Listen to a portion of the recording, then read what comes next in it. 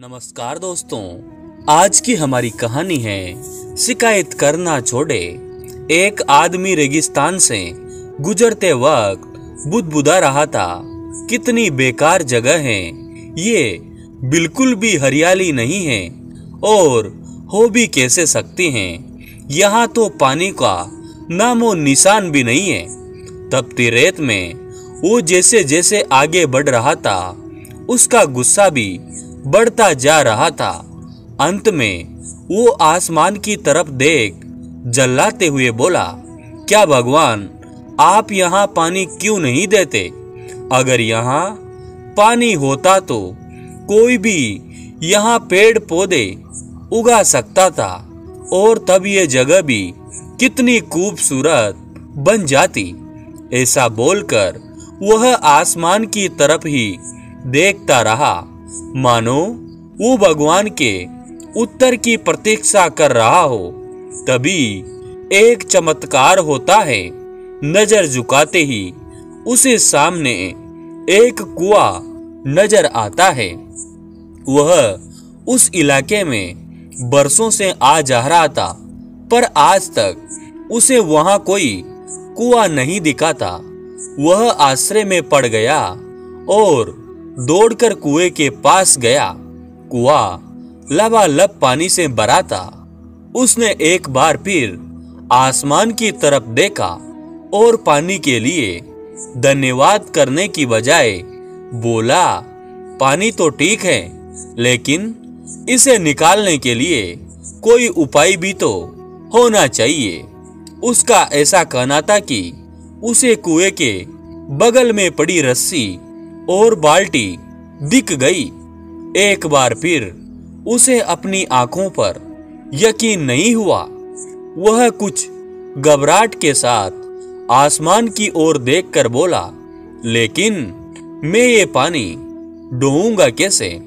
तभी उसे महसूस होता है कि कोई उसे पीछे से छू रहा है।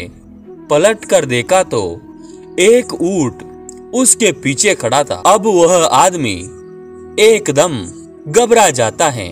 उसे लगता है कि कहीं वो रेगिस्तान में हरियाली लाने के काम में ना फंस जाए, और इस बार वो आसमान की तरफ देखे बिना तेज कदमों से आगे बढ़ने लगता है। अभी उसने 2-4 कदम ही बढ़ाया था कि उड़ता हुआ पेपर का एक टुकड़ा उसके आकर चिपक जाता है। उस टुकड़े पर लिखा होता है, मैंने तुम्हें पानी दिया, बाल्टी और रस्सी दी, पानी ढोने का साधन भी दिया। अब तुम्हारे पास वो हर एक चीज है जो तुम्हें रेगिस्तान को हरा भरा बनाने के लिए चाहिए। अब सब कुछ तुम्हारे हाथ में है। आदमी एक क्षण के लिए डरा, पर अगले ही पल वह आगे बढ़ गया और रेगिस्तान कभी भी हरा भरा नहीं बन पाया। मित्रों, कई बार हम चीजों के अपने मन मुताबिक न होने पर दूसरों को दोष देते हैं। कभी हम सरकार को दोषी ठहराते हैं, कभी अपने बुजुर्गों को, कभी कंपनी को, तो कभी भगवान को।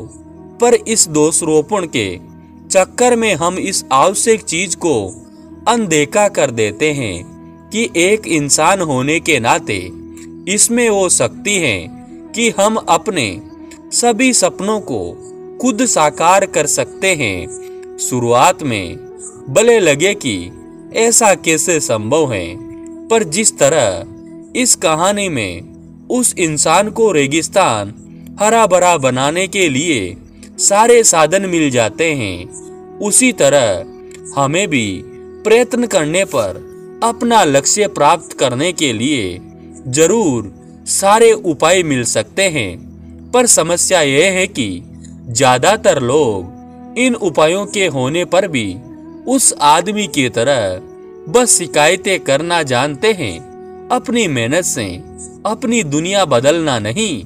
तो चलिए आज इस कहानी से सीख लेते हुए हम शिकायत करना छोड़े और जिम्मेदारी लेकर अपनी दुनिया बदलना शुरू करें। क्योंकि सचमुच सब कुछ तुम्हारे हाथ में है। दोस्तों, आपको ये कहानी कैसी लगी? अगर अच्छी लगी तो हमारे YouTube चैनल को सब्सक्राइब जरूर कीजिए और ज़्यादा से ज़्यादा शेयर कीजिए। धन्यवाद दोस्तों।